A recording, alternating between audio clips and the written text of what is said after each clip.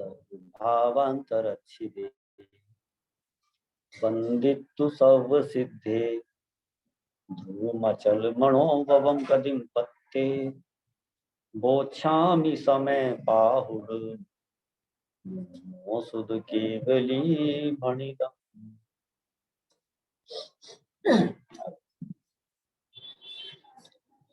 अरे तुम इसका आ जाओ नहीं वो तो इसके ऊपर है इस भाई आ जाओ। अरे बैठो ना कोई बात नहीं बैठो।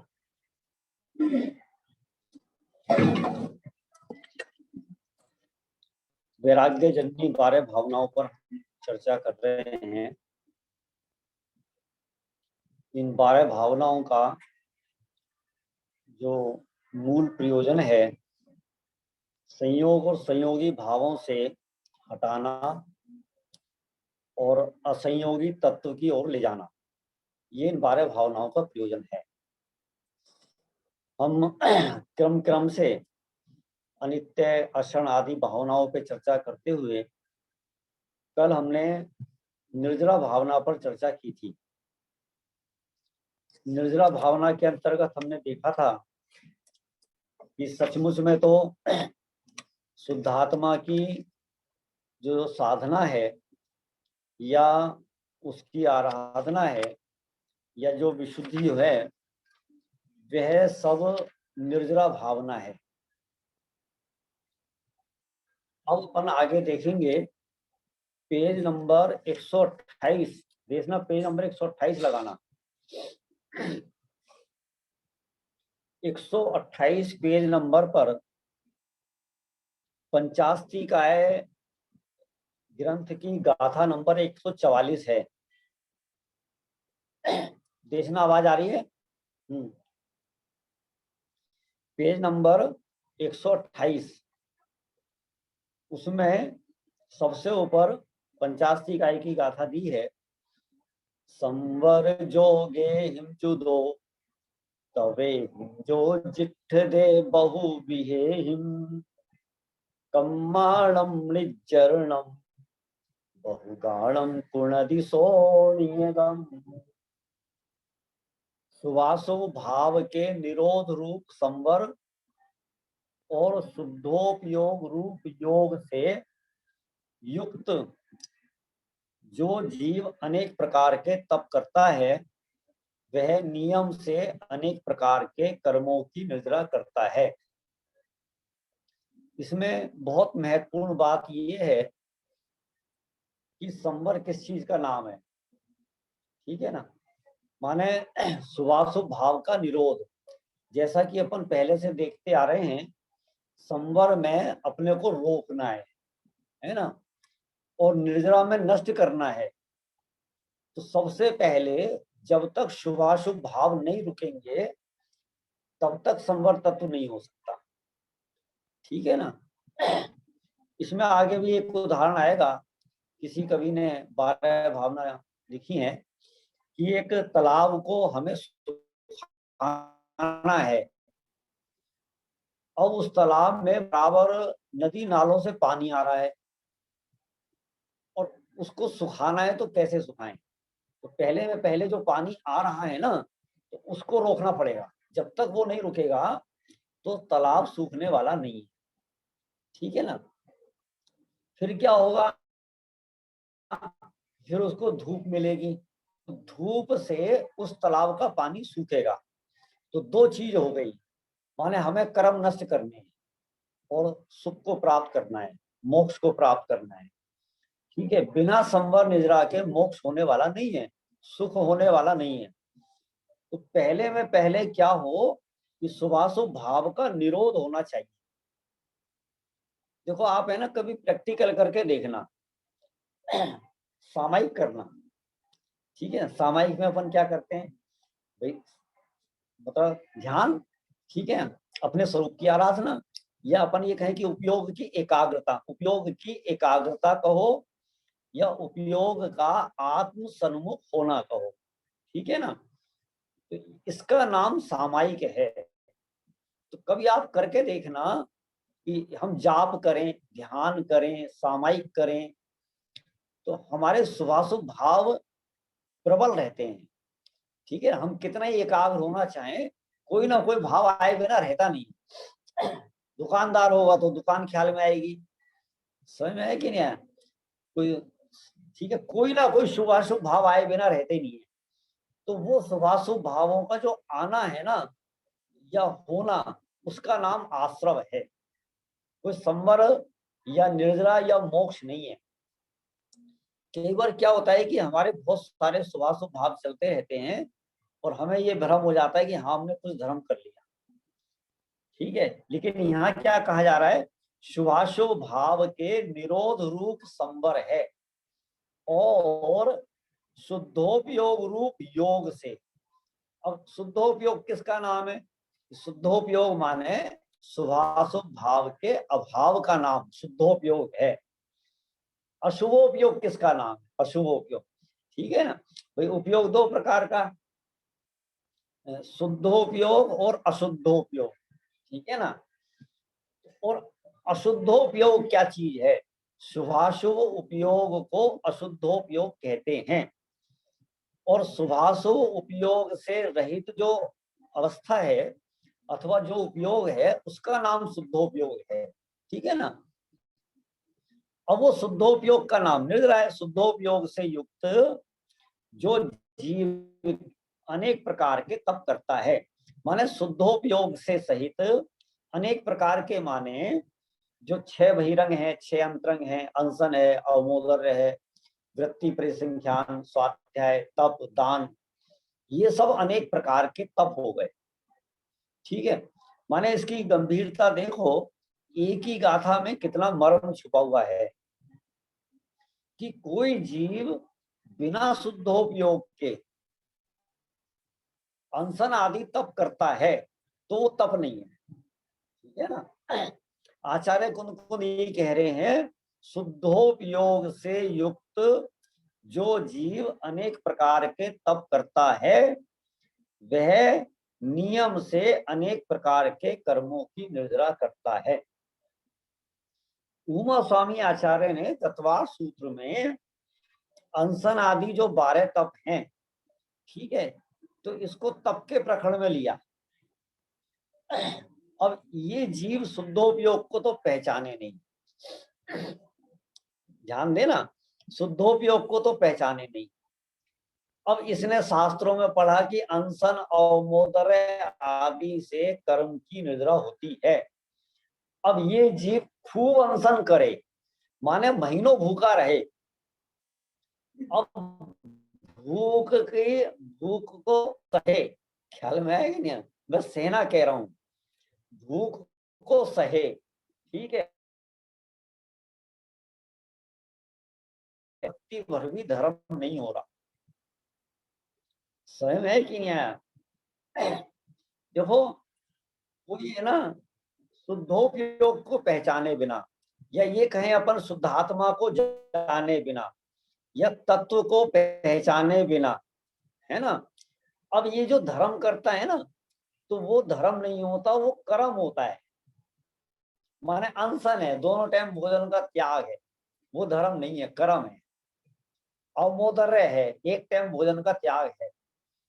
अब क्या इसे क्या लगता है कि हम आज देखो, आज हम भूखे रहे, आज अनंत चौदस का दिन था, दोनों टाइम हमने भोजन का त्याग किया, चलो आज कुछ धर्म हो गया। लेकिन ये है ना, ठगा जा रहा है, वो धर्म नहीं है। जब तक शुद्धोपयोग नहीं होगा तब तक धर्म नहीं होगा, ख्याल में है ना। टोडरमल जी साहब ने तो शुद्धोपयोग के बिना, शुद्धात्मा की पहचान के बिना, तत्व चिंतन के बिना ये अनशन आदि को क्लेश संज्ञा दी है, सही में क्लेश है। देखो मुनिराज क्षुधा तृषा आदि परिसय को सहते हैं, वो कैसे सहते हैं और हम किसको सहना मानते हैं। ठीक है, जैसे मुनिराज को क्षुधा हुई, आहार करने का विकल्प आया, भाव आया, ठीक है ना, भाव नहीं आया, मतलब भूख हुई, क्षुधा वेदनीय कर्म का उदय आया। अब मुझे है ना क्षुधा परिसय सहना है, मैं भोजन नहीं करूंगा, आज भोजन करने नहीं जाऊंगा, आज मैं भोजन करने जाऊंगा, आज तो मैं क्षुधा परिसय सहूंगा, क्षुधा परिसय सहूंगा। इसका नाम क्षुधा परिसय सहना है क्या? समय की नहीं है। मुनिराज शुद्धोपयोग में अपनी शुद्धात्मा में ऐसे स्थिर होते हैं, ऐसे स्थिर होते हैं कि बाहर की क्षुधा पर उनका ध्यान ही नहीं जाता। उन्हें है ना, क्षुधा वेदनीय कर्म है, तृषा वेदनीय कर्म है, मक्खी मच्छर हैं, उपसर्ग हैं, मतलब ये सब उनको ख्याल में ही नहीं आते। तो ये सहज जीते जाते हैं। ये कहने में आता है मुनिराज परी से सहते हैं। समझ में है कि नहीं आया ऐसा? तो शुद्धोपयोग रूप योग से युक्त जो जीव अनेक प्रकार के तप करता है, वह नियम से अनेक प्रकार के कर्मों की निर्जरा करता है। अब ये जो गाथा है ना, गाथा 144 नंबर की है ये, इसमें दो महत्वपूर्ण बातें हमारे सामने आई जो आगे दिखा रखी हैं। नंबर एक, पहली बात तो ये है कि निर्जरा संवर पूर्वक होती है। जब तक आते हुए कर्म नहीं रुकेंगे ना, समझे भाई, पहले आप कर्म को रोको। तो नाव में पानी आ रहा है, ठीक है, नाव में हर 5 मिनट में 10 लीटर पानी आ रहा है, और आप हर 5 मिनट में कितना लीटर आ रहा है? हर 5 मिनट में 10 लीटर पानी आ रहा है, और आप हर 5 मिनट में 9 लीटर पानी बाहर कर रहे हो। बोलो कितना फायदा हो रहा है? डूबोगे कि बचोगे? गणित लगाना। हर 5 मिनट में 10 लीटर पानी आ रहा है, माने इतने कर्मों की का आश्रम हो रहा है, और 9 लीटर पानी आप बराबर निकाल रहे हो बाल्टी भर भर के। तो कितना लाभ हो रहा है? समझ में है कि नहीं? तो पहले अपने को क्या करना है कि जो पानी आ रहा है ना, पहले उसे रोकना है। जब तक हम उसको नहीं रोकेंगे ना, तो हमारी मेहनत, हमारा पुरुषार्थ यूं ही चलता रहेगा, यूं ही चलता रहेगा। तो पुरुषार्थ करता ही करता रहे, तो ऐसे ऐसे पुरुषार्थ से क्या लाभ है? पहले तो कर्म आने रुकने चाहिए। कर्म आने रुकने का नाम संपर है, ठीक है, और कर्मों के खिरने का नाम निर्जरा है। कर्मों का खिरना, समझ में है कि नहीं है? तो ये निश्चित हुआ कि निर्जरा संवर पूर्वक होती है, संवर के बिना निर्जरा नहीं होती। दूसरा क्या है? दूसरा पॉइंट सामने क्या आया? शुद्धोपयोग से समृद्ध तप ही निर्जरा का मुख्य हेतु है।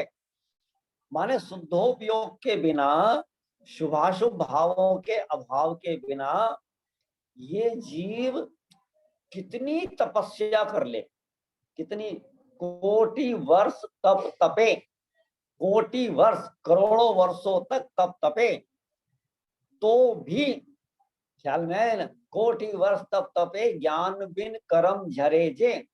ज्ञान के बिना जितने कर्मों की निर्जरा करोड़ों वर्षों में होती है, वो तो कहा जा रहा है, वो होती नहीं है, बिना काम की निर्जरा है वो। अभी आगे अपन चर्चा करेंगे।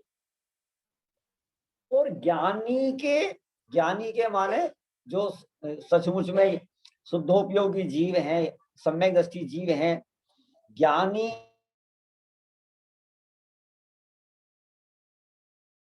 के एक क्षण में उतने कर्मों की निर्जरा हो जाती है। अब किसका बल है? सम्यक ज्ञान का बल है, शुद्धोपयोग का बल है। समझ है कि ना? माने बिना ज्ञान के, बिना आत्मा की पहचान के, बिना शुद्धोपयोग के तो जितना मर्जी धर्म कर ले, जितनी मर्जी तपस्या कर ले, सब बेकार है। आप छल ग्रहण नहीं करना। कहीं ऐसा नहीं करना कि कल से आप, मान ले आपने रात्रि भोजन छोड़ रखा है, या थोड़ा बहुत आपने संयम धारण कर रखा है, तो आप उल्टा मार्ग पकड़ लो। आप उल्टा मार्ग नहीं पकड़ना। इस आप सम्यक दर्शन के बिना सब बेकार है, तो फिर कल से अपन रात को खाना शुरू कर देते हैं, है ना? फिर संयम की क्या है? कोई वैल्यू नहीं है। तो ये तो आपने उल्टा रास्ता पकड़ लिया। अभी अपन सम्यक दर्शन से जितने दूर हैं, कल को ऐसा रास्ता पकड़ने से सम्यक दर्शन से और दूर होंगे, निर्जरा से और दूर होंगे। तो हमें उल्टा मार्ग नहीं पकड़ना है। हमसे ये कहा जा रहा है कि बिना शुद्धोपयोग के ये सब कार्यकारी नहीं है। तो हमें आगे बढ़ने का उपदेश दिया जा रहा है कि हे जीव तू आगे बढ़, ख्याल में ना, सम्यक दर्शन के लिए आगे की तरफ बढ़। अब तू आगे बढ़े नहीं तो बेकार है ऐसा, ठीक है ना। ये तो बहुत 12वीं बात थी। अब आप आगे देखो पेज नंबर 129, 129 पेज पे नीचे से दूसरा तीसरा पहरा है, जहां लिखा है सविपाक निर्जरा। तो अगला पेज 129 नंबर का, ठीक है। तो आपके सामने दिखाई दे रहा है सविपाक निर्जरा तो ज्ञानी अज्ञानी सभी के सदा काल हुआ ही करती है। यहां से थोड़ा सा प्रकरण चेंज हो रहा है।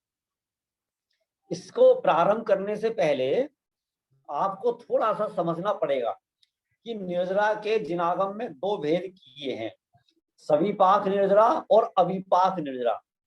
सविपाक निर्जरा माने जैसे कोई वृक्ष पे आम है, आम लगा हुआ है, एक तो ये है कि वो अपने समय पर पके और हमें खाने को मिले, माने अभी उसको पकने में महीने भर का समय है, तो 1 महीने बाद वो अपने समय पे पकेगा और हम उसका सेवन करेंगे।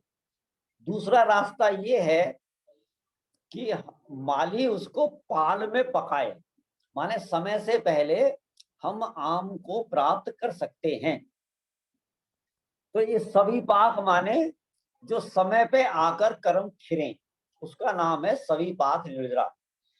और समय से पहले तप है, त्याग है, संयम है, धर्म आराधना है, तत्व चिंतन है, इसके द्वारा कर्मों की निर्जरा करना, उसका नाम है अविपाक निर्जरा। इसके दूसरे नाम भी हैं। दूसरे नाम क्या है? अकाम निर्जरा और सकाम निर्जरा। सकाम निर्जरा माने कार्यकारी, सकाम माने कार्यकारी, काम की निर्जरा। और अकाम निर्जरा माने बिना काम की निर्जरा, माने वो कोई कार्यकारी नहीं है।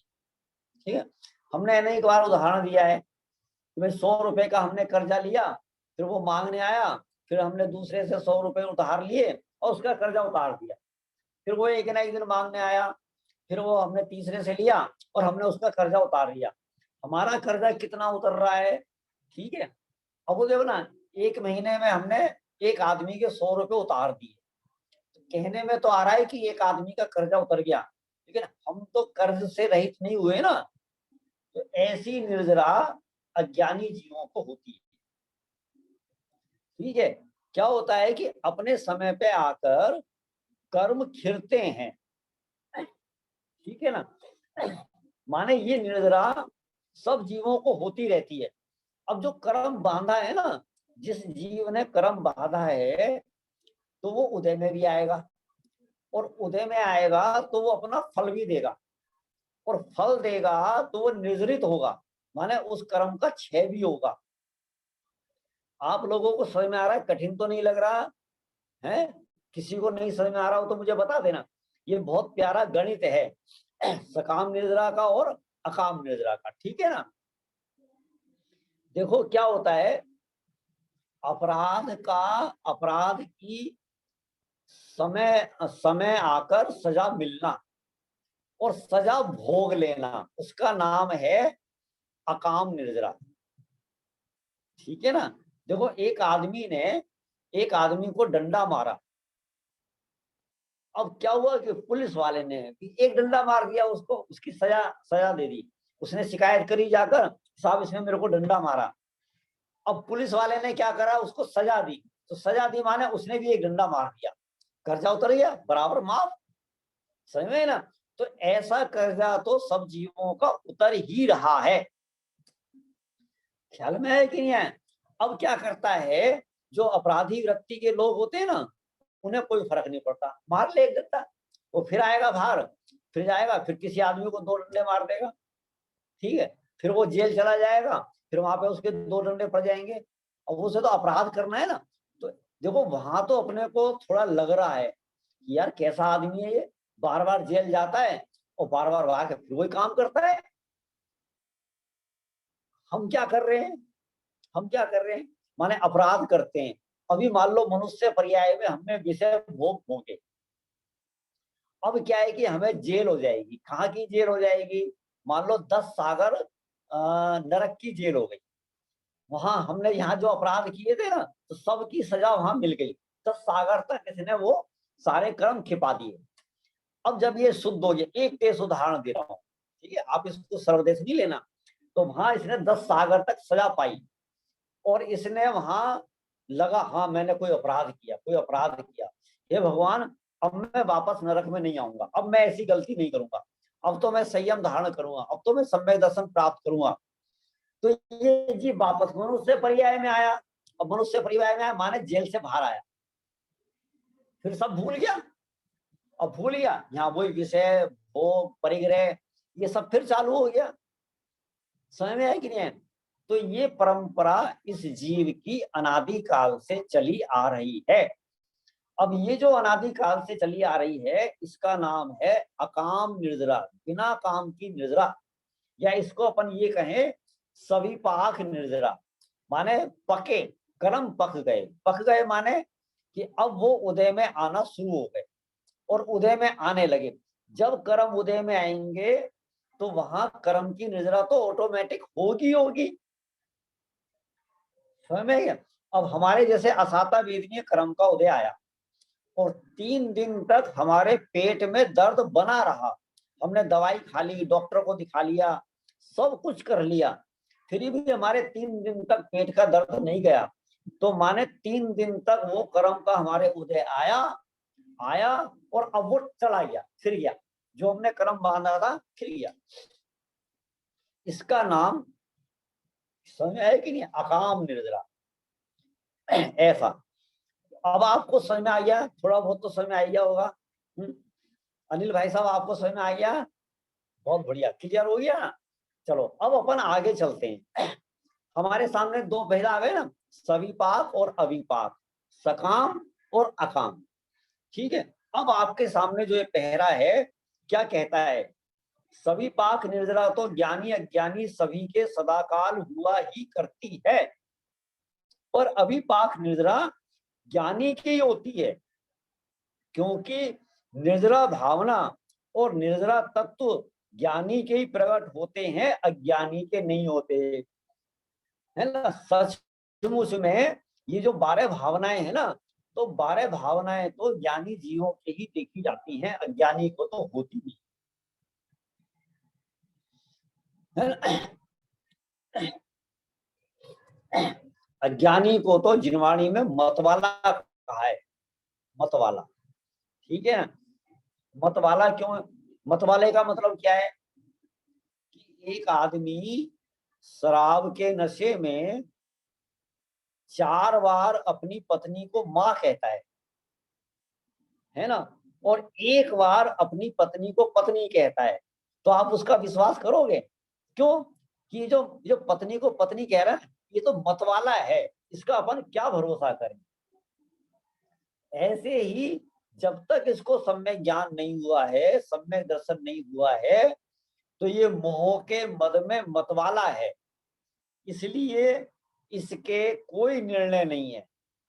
समझ में है कि नहीं है? तो इसलिए अज्ञानी को ना तो निर्जरा भावना है और ना निर्जरा है, उसके कर्मों की निर्जरा है, ऐसा है ना।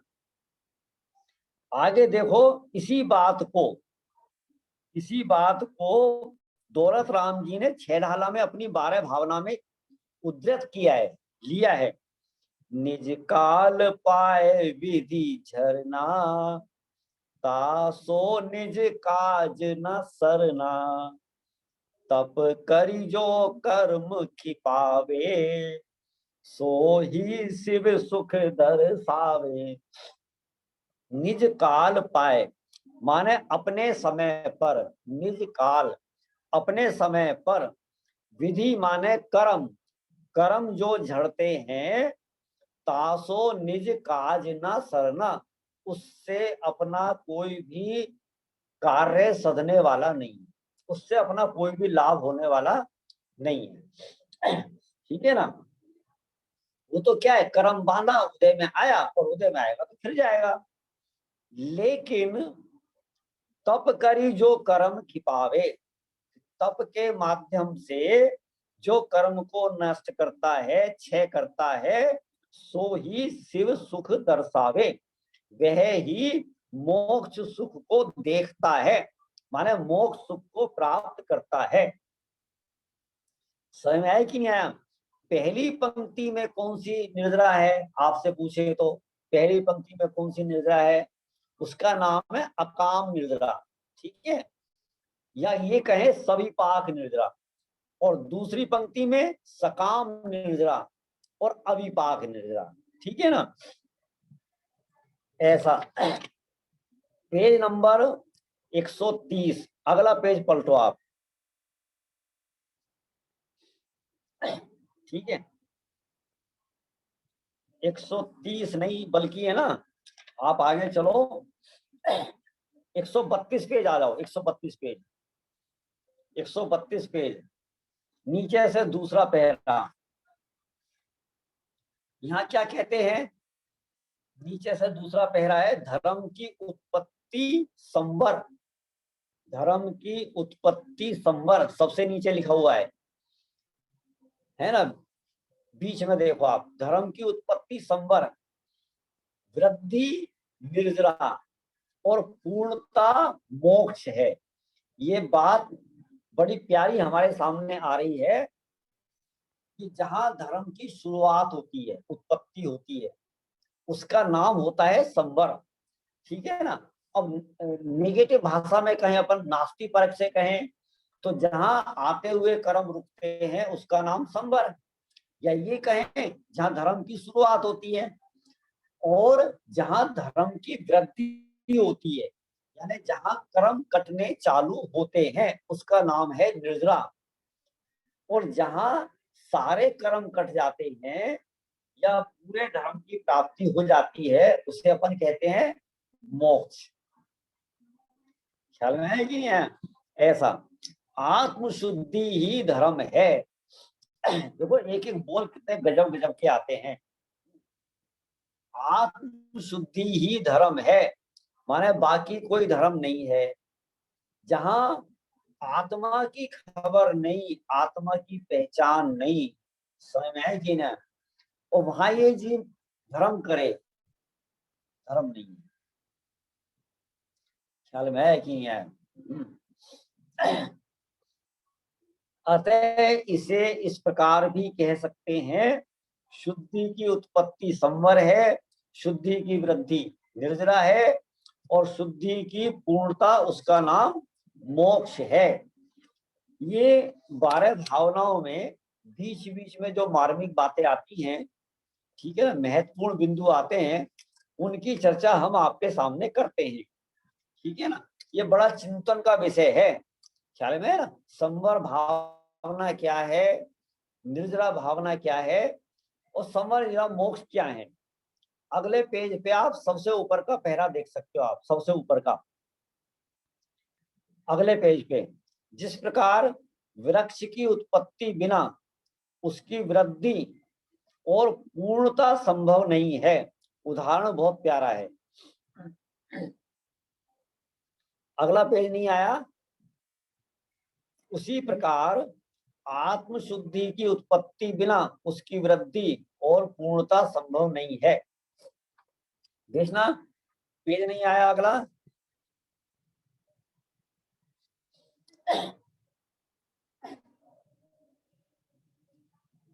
शायद उनका नेटवर्क नहीं आ रहा है।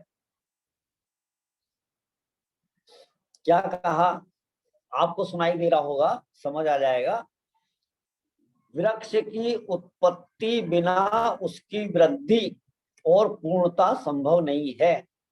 उसी प्रकार आत्मशुद्धि की उत्पत्ति के बिना, माने पहले में पहले आत्मशुद्धि चाहिए, समझ में है ना।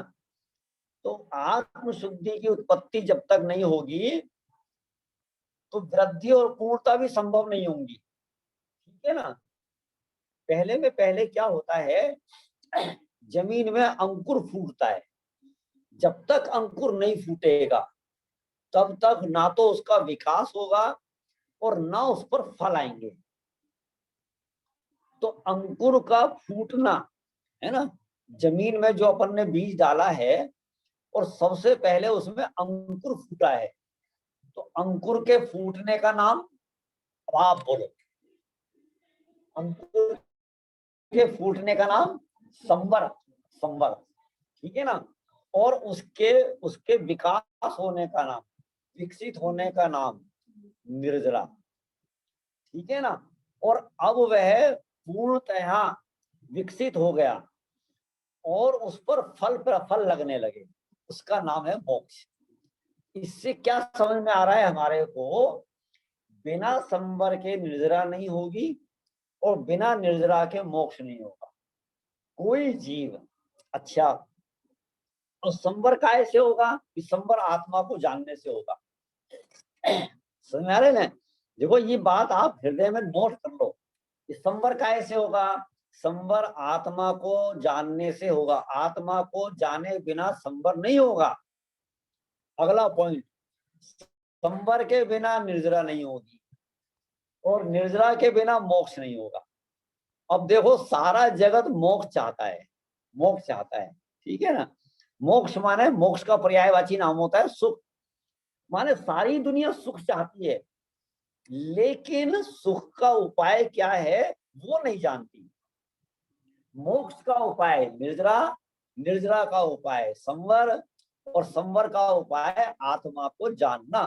पहले में पहले ये निर्णय कर कि आत्मा, देखो आत्मा माने जब भी आत्मा शब्द आवे ना तो मैं, ऐसा लेना आप, ठीक है। पहले में पहले ये निर्णय कर मैं कौन हूं,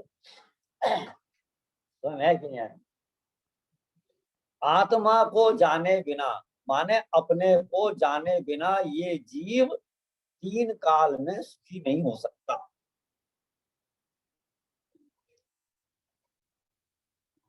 वो एक भजन आ रहा है मुझे याद है, जब तक संयम शील साधना में ही उसको ध्याते हैं। पहले से क्या कोई याद हो तो दिलाना। जब तक उसका पता ना पाया आपस में भरमाते हैं। बड़ा अचंबा लगता जो तू अपने से अनजान है, पर्यायों के पार देख ले आप स्वयं भगवान है। ठीक है ना। ये इस संसार का सबसे बड़ा आश्चर्य है कि ये जीव अपने से ही अनजान है। बताओ, सबको जानता है परंतु अपने को नहीं जानता। ठीक है, ऐसा। इस प्रकार से हमारी ये निद्रा भावना पूर्ण होती है। अब आता है पेज नंबर 137। 137 पेज पे हमारी अगली भावना प्रारंभ हो रही है, लोक भावना। वो भावना क्या? ये भावना ज्ञेय प्रधान भाव, ज्ञेय प्रधान भावना माने क्या होता है? आपको बराबर आवाज आ रही है? ब्रेक तो नहीं हो रहा ना? ब्रेक तो नहीं लग रहा ना बीच में, है ना? चलो ठीक है ना। ये प्रधान माने इस भावना के चिंतन में लोक का, लोक के स्वरूप का और लोक के आकार का चिंतन करना, माने उसको ज्ञेय बनाना, ज्ञेय मात्र बनाना, इसका नाम है लोक भावना। अब नीचे 7वें नरक से लेकर ऊपर सिद्ध शिला तक ये तो 14 राजू उतंग नव, 14 राजू उतंग ऊंचा, नव माने लोक, ठीक है ना। उसके आकार का और स्वरूप का विचार करना, उसका नाम है लोक भावना। सब इसमें क्या लाभ होगा? नीचे 7 राजू है, ऊपर 7 राजू है, नीचे 7 नरक हैं, ऊपर 16 स्वर्ग हैं, मध्य लोक है, असंख्यात द्वीप समुद्र हैं। इसके चिंतन से क्या लाभ होगा? क्या होगा? इसके चिंतन से राग द्वेष नहीं होते हैं। समझ में आई क्या? कुछ क्षेत्रों के चिंतन करने से आपके राग द्वेष होंगे। मैं कहता हूं कि पाकिस्तान, तो पाकिस्तान का नाम आने से क्या होगा? आपको द्वेष होगा, ठीक है ना। और मैं कहता हूं धात की खंड द्वीप, ठीक है। अब इसको जानने से आपको क्या हुआ? ना राग होगा ना द्वेष होगा। आप लोक के आकार का चिंतन करते हो तो, ठीक है। अपने कर्णान योग के ग्रंथों में लोक का जबरदस्त वर्णन किया गया है। त्रिलोक सार है, त्रिलोय परिणति है। त्रिलोय परिणति ग्रंथ के 3 भाग हैं, तो उन 3 भागों में 3 लोकों का वर्णन किया गया है। तो उन 3 लोक का विचार करना, उसका नाम लोक भावना है।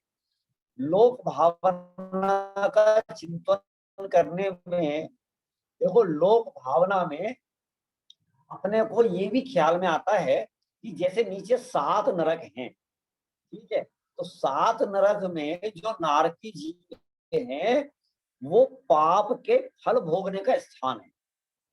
तो जब ये जीव अधोलोक का विचार करेगा तो कारण पता चलेगा कि इस नरक का कारण क्या है, कि पाप भाव है। तो वो जीव पाप भाव से बचेगा, है ना। तो अधोलोक के चिंतन करने का ये लाभ है। ऐसा, चलो आपके सामने स्क्रीन पर लोक भावना आ गई, ठीक है।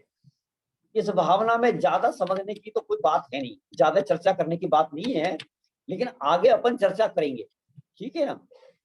निज आत्मा के भान बिन सट द्रव्य में इस लोक में रोग वश भव भव भ्रमण करता रहा त्रैलोक में।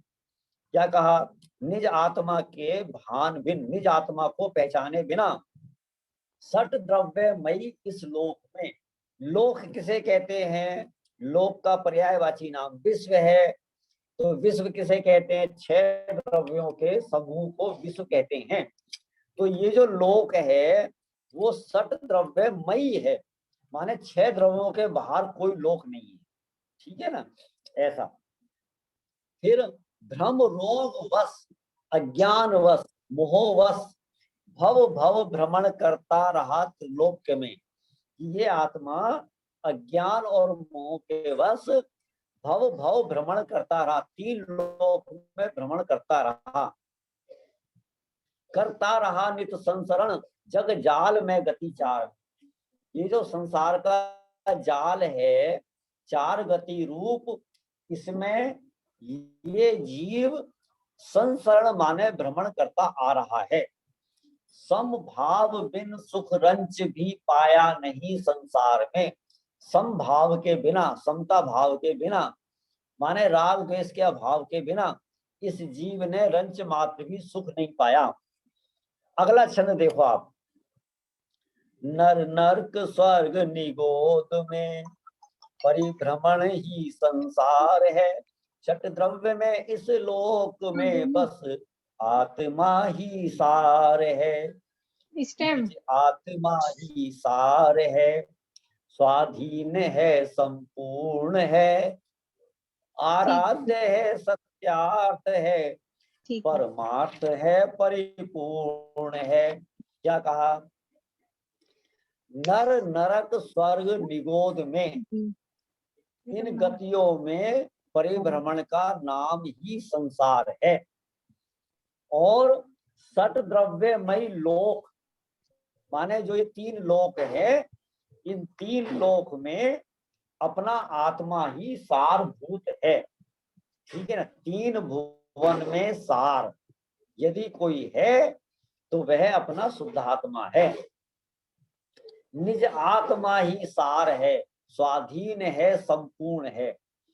ये अपना आत्मा सारभूत है, स्वाधीन है, किसी के अधीन नहीं है, संपूर्ण है माने पूरा है, अधूरा नहीं है, आराध्य है, सत्यार्थ है, परमार्थ है, परिपूर्ण है, ठीक है। परिपूर्ण माने इसमें किसी भी चीज की कमी नहीं है, ऐसा।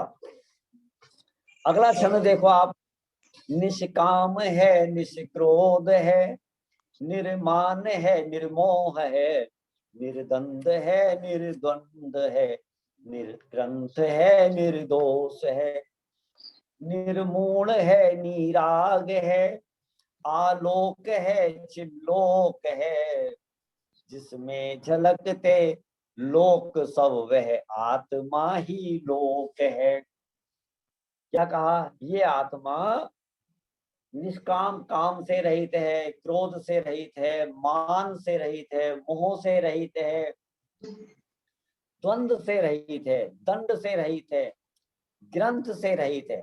ग्रंथ माने परिग्रह, निर्ग्रंथ, समझ कि नहीं? निर्दोष है, दोषों से रहित है। देखो अध्यात्म में हमेशा ये कहा जाता है कि आत्मा शुद्ध है, ठीक है ना, निर्ग्रंथ है, निष्काम है, निष्क्रोध है, निर्दोष है, ख्याल में है ना। माने ये सब किस एंगल से कहा जाता है? स्वभाव से देखो तो आज भी आत्मा ऐसा ही दिखाई देगा आपको, ऐसा ही। अभी आप आत्मा में झांक कर देखो, ये जो राग, द्वेष, दोष, परिग्रह, द्वंद्व, दंड, मोह, राग, ये सब आपको आत्मा से बाहर दिखाई देंगे, आत्मा में नहीं दिखाई देंगे। समझ में आया कि नहीं आया? ऐसा, ठीक है ना। और ये आत्मा माने इसमें संपूर्ण लोक झलकता है, इसलिए ये ही सच्चा चिल्लोक है। झलकते लोक सब, वह आत्मा ही लोक है। समझिए ना, मेरे लिए सचमुच में मेरा शुद्धात्मा ही लोक है।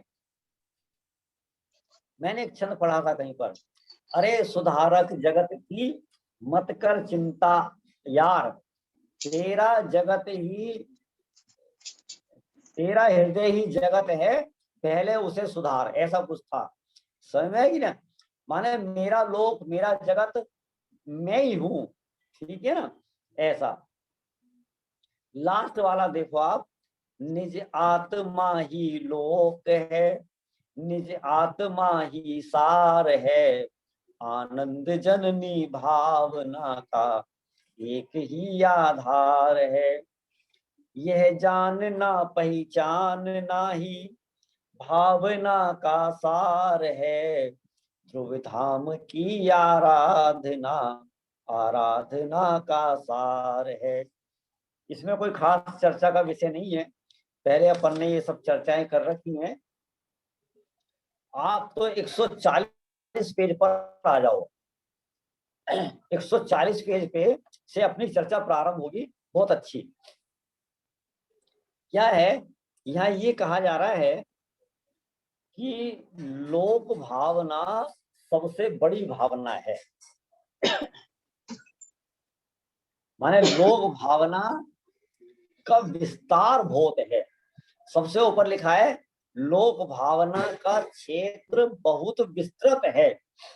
क्यों है विस्तृत? कि जब भी लोक भावना पे चर्चा होगी या लोक भावना पे चिंतन होगा तो अब 6 द्रव्यों का स्वरूप सब लोक भावना में आएगा, 3 लोक का स्वरूप सब लोक भावना में आएगा। दूसरे पहरे में देखो, लोक भावना में भेद प्रभेद सहित 6 द्रव्यों के स्वरूप के साथ साथ लोक का भौगोलिक निरूपण भी समाहित होता है। इस प्रकार हम देखते हैं कि इस भावना में जिनागम में वर्णित वस्तु व्यवस्था संबंधी समस्त विषय वस्तु आ जाती है। एक प्रकार से इसमें द्रव्य संग्रह, पंचास्तिकाय संग्रह एवं त्रिलोक सार का संपूर्ण विषय आ जाता है। माने आपके सामने 3 ग्रंथों के नाम दिए, तो लोक भावना में पूरा द्रव्य संग्रह, पूरा पंचास्तिकाय संग्रह और पूरा त्रिलोक सार, त्रिलोकपन्नति, समझे ना। तो लोक भावना का इतना विस्तृत क्षेत्र है, यानी इसमें इतना विचार किया जा सकता है। नीचे वाला पहरा, एक पहरा छोड़कर, यद्यपि लोक भावना की, एक पहरा छोड़कर नीचे कर दो आप, नीचे, यद्यपि लोक भावना की विषय वस्तु अत्यंत विस्तृत है, तथापि अनेक ज्ञानियों ने उसका प्रतिपादन एक एक छंद में भी किया है, फिर भी लोक भावना की संपूर्ण भावना को अपने में समाहित कर लिया।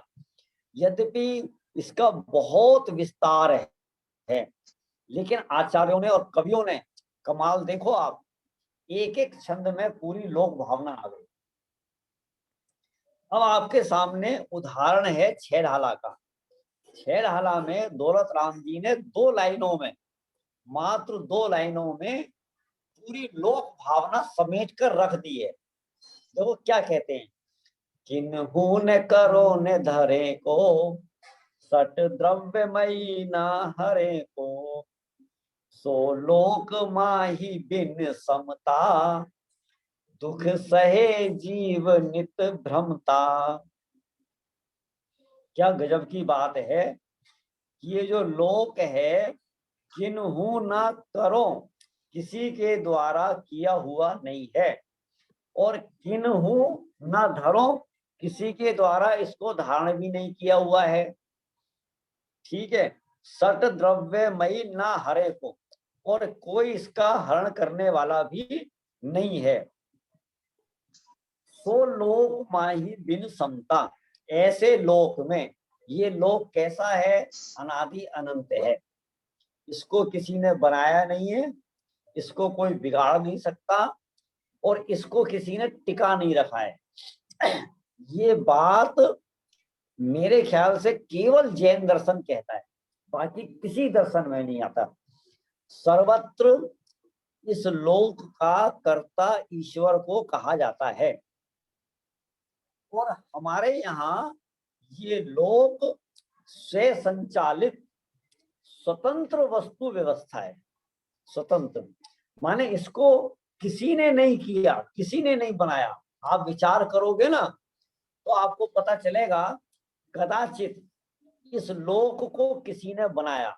हमारे यहाँ प्रश्न लगाया, न्याय के ग्रंथों में तर्क दिए, आप कहते हो कि इस लोक को किसी ने बनाया है, ईश्वर इसका कर्ता है, तो प्रश्न ये खड़ा होता है कि उसने फिर ऐसा भेद क्यों डाला। माने 7 नरक क्यों बनाए तुमने, मत बनाते नरक, पापी मत बनाते, अपराधी मत बनाते, तुमने बनाया ना इस लोक को, ठीक है ना। आपने बूचड़ खाने क्यों बनाए, आपने गांव क्यों बनाए, है ना। आप सीधे स्वर्ग बनाते, क्यों भेद किया आपने, क्यों भेद किया, समझ में कि नहीं। तो इससे सिद्ध होता है कि इसका ईश्वर कोई करता धरता नहीं है।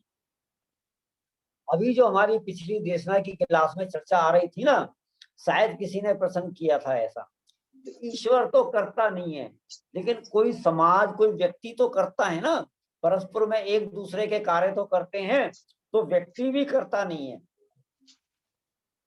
फिर तीसरे नंबर पे आता है, देखो पहले नंबर पे ईश्वर करता, दूसरे नंबर पे कोई व्यक्ति करता नहीं है, ईश्वर अकर्ता, समाज अकर्ता, परिवार अकर्ता, व्यक्ति अकर्ता।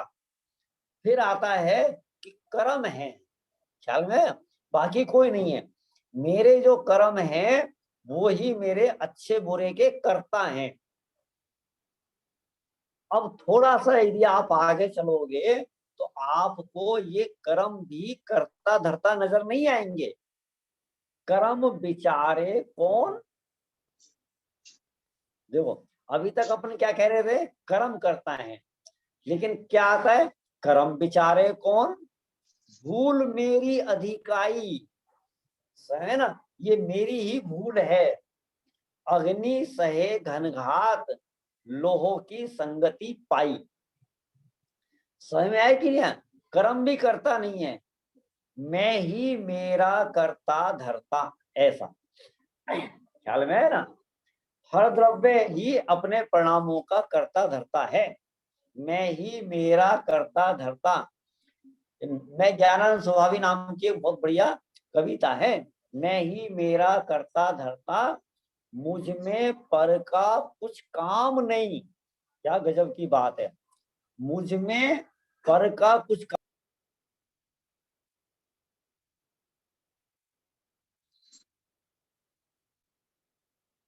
पर द्रव्य मुझ में कुछ कर सकता, मुझ में पर का कुछ काम नहीं, मैं मुझ में रहने वाला हूं, ऐसा समझ है कि नहीं। तो ऐसा है। और भी जो बात आ रही थी, हम शांतिनाथ भगवान को शांति के कर्ता मानते हैं, ठीक है, वासनाथ भगवान को रक्षक मानते हैं, ठीक है, शांतिनाथ भगवान को शांति का कर्ता माना, तो इसमें ये बात भी गर्भित हो गई कि बाकी के 23 तीर्थंकर शांति के कर्ता नहीं है। समझे? देखो, हम छोटे छोटे में छोटी छोटी भूल,